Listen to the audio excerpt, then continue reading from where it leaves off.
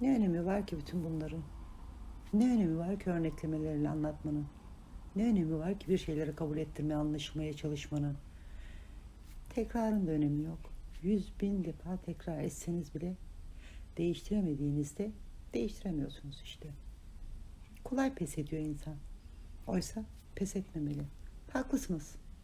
İnsan olmanın gereği pes etmemeli belki ama kronik duygu boşluğu ve bataklığına saplanmışsanız bir kere oradan çıkması da zor, çıkarılması da.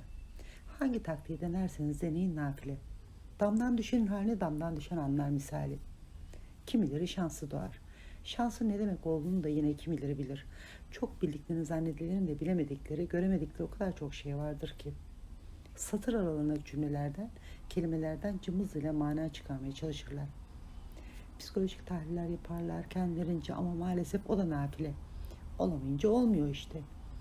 Açık seçik olanı görmemek için bir çeşit savunma mekanizması bu herhalde.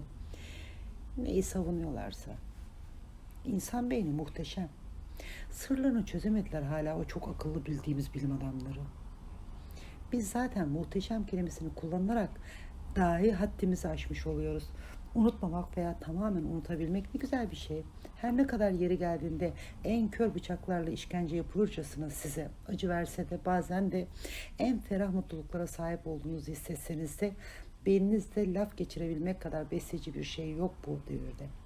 Döndük dolaştık bu devirde lafına geldik sonunda. Ne olsun? Elbette bu andan, bu saniyeden, bu dakika, saat, hafta, ay, yıl ve ömürden bahsedeceğiz. Ömür dediğin nedir ki? Geçmiş, bugün ve gelecek. 3 gün diye açıklamışlar değil mi? Geçmiş için elimizden bir şey gelmiyor artık. Geleceği düşünebilme ve planlama, insanı becerilerimizin izin verdiği sınırlar içerisinde belki ufacık bir kımıltıya sahip olabiliyor. Ve merkezde bugün bu dakika ve bu an var. Bu yazıyı okudunuz. Bu anda saklı koskoca ömrünüz. Kullanılan kelimeler, düşüncelerinizin de haklı olduğunu bilirdiniz. Fark tam da bu işte. İçinizdeki özgüven sizin farklılığınız. Hiçbir zamanda atamayacaksınız onu içinizden. Ne kötü bir şeymiş bu özgüven. İnatçı mı yapıyor sizi ne? Ben onu bunu anlamam. Kafamı daha da meşgul edemem. Filozof da olacak değilim. 2 günlük dünyada mutlu ve huzurlu yaşamak istiyorum mu diyorsunuz. Gönlünüzün rahat, ferah olmasını istiyorsunuz. Kolayı var. Hem de o kadar kolay ki. Bırakın kendinizi hoyraç hayatın kollarına. Ne olacak ki? En fazla harcanacaksınız kolayca. Diğerlerinin kölesi olmaktansa siz harcayın kendinizi, bitirin. Gömün içinize tüm acı veren şeyleri. Bir daha da üzülmeyin sakın, düşünmeyin, düşündürülmeyin. Kimse düşünmez istemez zaten. İşlerine gelir. Bir kişiyle daha az uğraşmış olurlar. İşleri kolaylaşır. Ne öneminiz var ki onlar için? Onların istediklerini yapıyorsunuz. Varsınız. Yapmıyorsunuz, o zaman farklısınız. Ve farklı şekilde muamele görmeye mahkumsunuz. Ne zaman bitikti bu esaret zaten? Fark göremiyorum. Ya sen? Anlamazlar. Anlayamazlar. Anlamak işlerine gelmez onların. Ne söyleseniz, ne yazsanız anlamayacaklardı. Çünkü onlar her zaman efendi, siz kölesiniz. Bu devir böyle. Bak yine devir dedik. Çünkü onların gönlü dar. Sizi kabul edemezler işlerine. Bak şimdi de gönül dedik. Çünkü onlar farkın tadını çıkaramayacak kadar inatçıdırlar. Bak şimdi de fark dedik. Sen ne diyorsun peki? Evet, tahmin edebiliyorum. Kişi kendini tanıdığını zannettikçe kendinden uzaklaşır bazen. Hele başkalarını tanıdığını zannettikçe hem kendinden hem de tanıdığı başkalarına uzaklaşır. Tanımak yoktur aslında. Kabullenmek vardır. Her şeyi olduğu gibi kabullenmek. Değiştirmeye, kendine uydurmaya çalışmamak. Olduğu gibi ve cümlelerden ibaret olamayacak kadar üstün meziyetlerle donanmış beynin verebildiklerini herkes farklı farklı yorumluyor. İşin güzel tarafı da budur değil mi?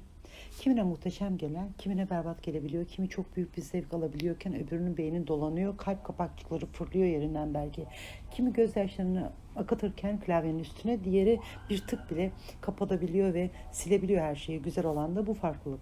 Farklı olmaya çalışmak değil ama farklılığın kendisi güzel. Doğal olabilen bir farklılık güzel, çok farklı.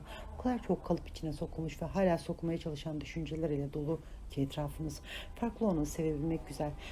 Farkı fark edebilmek güzel. Kızgın bir sobanın üstünde geçirilen 10 saniye kimine işkence gelirken, güzel bir hanımefendiyi sere dalmış diğer biri tarafında bile olamıyor farklılığın. Eskiden feryat figan ediyorken mazoşist vari belki kendisi geçiyor sobanın bulunduğu yere.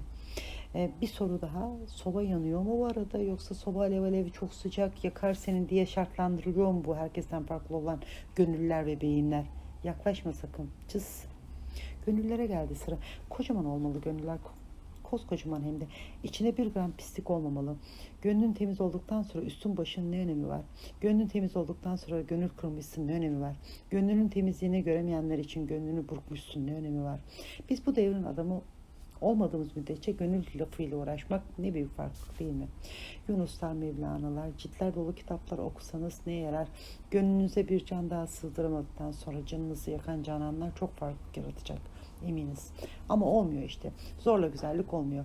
Kilitler aşılamıyor, açılamıyor kapılar. Tarihsiz bir duyguyla kalıyorsunuz kaldığınız yerde. Vay be diyorsunuz. Ben ne yaptım? Halbuki ne kadar da iyi bilirdiniz kendiniz, değil mi? Akılları pazara koymuşlar. Herkes kendi aklını beğenmiş. Kendi gönlünüz iyi.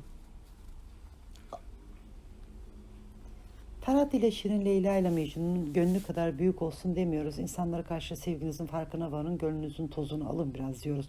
Gönlünüze yeni birisi girecekse buna elbette siz ve gönül kapasiteniz karar verecektir. Ama en yanlış olan şey gönlünüzdekilerin sayısının kısıtlı olmasıdır.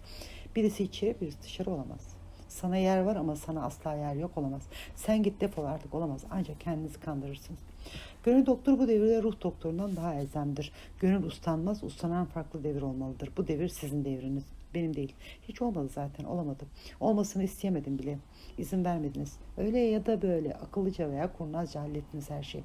Melekler gibi saf gönülleri kandırdınız, farklı taktikleriyle ezdiniz, yıprattınız, pes ettirdiniz. Ne önemi var ki şimdi? Geriye getirebilir misiniz geçmişi? Siz bu devrin adamısınız, akıllısınız, her şeyi bilensiniz, doğru yolu gösterensiniz. Tebrik ediyorum sizi. Biz ise farklıyız. Kafamızı kesip atamayacağımıza göre dilimizin çalışmasına da gerek kalmıyor. Yarın öbür gün parmaklarımız da susacak. Sırada sizin tatmin olduğunuzu izlemek var. Hep izledik zaten, mutlu ettik, geri çekildik. Bari siz mutlu olun. Bizden başkası yapmaz bunu size çünkü. Bizden başkası kocaman gönülleriyle farkları için sizin devrinizi alkışlamaz. Bir çocuğun parmaklarının ucunda oyuncak olmayı kabul edebilmektir farklılık. Ne gereği var tüm bunlara canım? Kestirip atalım gitsin dememektir farklılık. Gözlerin içine baka baka sizi üzmelerine izin vermektir. Çıt bile etmemektir farklılık. Mazoşist mi demiştin? O değil ama kendini feda edebilmektir farklılık. Ne için mi feda etmek? Başkalarını mutlu etmek için değil elbet. Gönlünüzün genişlemesi için, yerden yere vurulduğunuzda bile sabır edebilmeniz için, çenelerinizin kilitlendiğinde, tansiyonlarınızın çıktığında sabretmeyeyim eşkıya olmaktansa sabredip evliya olmak içindir. Onu da ben düşünemem derseniz, bana ne derseniz, zaten sırtınızı dönmüşsünüzdür. Sırtınızı döndüğünüzde de boşluk kendiliğinden üşütmeye başlar sizi. Matematik gibi 2 kere 2 4 eder, değil mi? Siz zaten 5 etmesine tahammül edemeyeceksiniz. Neden bu soruyu soruyorsunuz ki? Tiyatro sahnelerinden inelim. Senaryoları bırakalım. Gönlümüze bakalım. Bu yazıyı okuduğunuzda birilerine mi koşmak istiyorsunuz? Birilerine mi kızmak istiyorsunuz yoksa? Ne önemi var canım? Artık değeri ve önemi kalmadı bu kadar anlattıktan sonra. Fark, gönlünü bu devirde büyütebilmektir. Evliya ya da peygamber olun demiyoruz. Sadece biraz özgüven kazanma gönlünüze öz eleştiri yapın. Büyüklenmeyin sakın. Sonra çok kötü oluyor insan. Meğer neler için kurutmuşum gözyaşı hücrelerimi diyorsunuz. Boş ver. Nasılsa yine anlatamadım. Ne anlatıyor bu de? Tıkla kapat. Sadece bir tık. Müjdeli haber nedir biliyor musunuz? Artık hiç müjde yaşayamayacak olmamız. Demedim mi ben size? Merak etmeyin sakın. Elbette her zaman olduğu gibi siz haklısınız. Şöyle bir yaslandığında koltuğuna, gerçekleri anlamak için 3 dakika yeter sana. Neler yapabilirdin istesen? İradesizliğinin, tembelliğinin ve düşüncesizliğinin kurbanı oluyorsun şimdi. Sadece sen olsan yine şanslısın. Aileni de sürüklüyorsun peşinden. İrade ne demek? Onu bile bilmiyorsun değil mi? Bilseydin şaşardım zaten. Hala bu satırları okuduğuna göre kısırlaştırmak, kısa zamana yayılmış, ustalıkla hazırlanmış programlarla ama, tamamen ama, yaşamları ve beyinleri kısırlaştırmak. İradelilerin iradesi dışında hareket ettirmemek. Gerekirse tüm dünyayı. Dünya dediğin ne ki zaten? Onlar gezegenler üstü iradenin peşindeler. Sen hala otur bilgisayarın başında. O telefon da yakında eline yapacak zaten. Aferin sana. Harekete geçme zamanının gelmedi hala, değil mi? Öyle yapacaksınız ki. Öyle iradesizleştireceksiniz ki. İstemsiz davranışlar sergileteceksiniz herkese. Kafalarını kaldırıp gökyüzüne bile bakamayacaklar. Yıllardır içinde yaşadıkları şehrin farkında olmayacaklar. Yanı başlarındaki dağlara bile bakamayacaklar. Dağların üzerinden batan güneşi seyredemeyecekler. Doğan güneş, ya peki o ne? Onlar için hiçbir şey doğmayacak. Yaşayıp gitsinler işte, kafaları önde. Mutsuz hissettireceksin her zaman. Para peşinde koşturacaksın. Ömürlerini yiyecekler 3 kuruş kazanmak için senin fabrikalarında. İradeli bir kımıldamaları dahi olamayacak. Zaten işin o kadar kolay ki. Düşlerin mahkumlarıyla kelepçeli mutluluklar yaşatacaksın hepsine. Bile bile, göz göre göre ve üstüne basa basa gidecekler uçurumun kenarına. Kafalarını kaldırtmak yok ama. Bineceksin tepelerine hemen. Sen değil tabii. Senaryolandıracağın olaylar var ya, biri bitecek, biri başlayacak. Kiminin başını, kiminin ortasını, çoğunun da sonunu bile yakalayamayacaklar. En sonunda zaten koy verip bırakacaklar kendilerine. Yeter ki aç kalmasınlar. Aç kalmaktan o kadar korkmuşlar ki zamanında. İyi ki aç bırakmışsınız, değil mi? Açlık ve susuzluk en büyük kamçınızdır sizin. Kamçı değil aslında. Kan ve can gibidir. Kafamda biri mi var? İçimdeki ben miyim? Ben kimim? Ses tonum bile bana ait değil ki sanki. Düşüncelerimi neden televizyondaki haber spikerlerinin sesinden duyuyorum? Benim sesim yok mu? Ne zaman kendi sesimi duyacağım? Gelecek. Ne zaman gelecek? Tarih yaşıyoruz, farkında değiliz. Gidiyor dakikalar. Bak şu ana kadar 5 dakikan daha gitti. Senin ise yarım saatin gitmişe benziyor. Sen de mi? Dakikaların ne önemi var ki, değil mi? Şimdi gel biz bize konuşalım. Yeter. İradelilerle konuştuğumuz. Ne güzel şeymiş bu iradesizlik, değil mi kardeşim? Biz mi kurtaracağız dünyayı, yani milleti? Yaşayıp gidiyoruz işte. Yuvarlana yuvarlana iniyoruz. Rampadan aşağıya. Her inişin bir çıkışı var derler ya, bekliyoruz işte. Çıkışacağımız günleri. Çıkmak için çıkışmak, ne güzel kelimeler. Ne olursa olsun çıkmak istiyorsanız çıkışmanız gereklidir.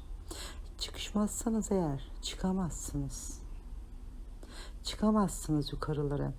Çıkamazsınız fındık kabuğu beyninizin düşünceleriyle. Çıkamazsınız çıkışmanız gerekenlere. Çıkıştırılamazsınız. Çıkıştırmazlar. Siz de çıkarsınız. Kim kalacak onların iradesiz, çıkıştırılamaz resepsiyonlarında? Servis yapmadıkları kaldı zaten. Bir tabağın içinde gibi hissediyor musunuz kendinizi? Onlarca milyonu birbirlerine sunarlarken tabağın içinde dilleriyle kırıntıları yalamaya çalışan, çıkıştırdıklarınızın umurunda değil.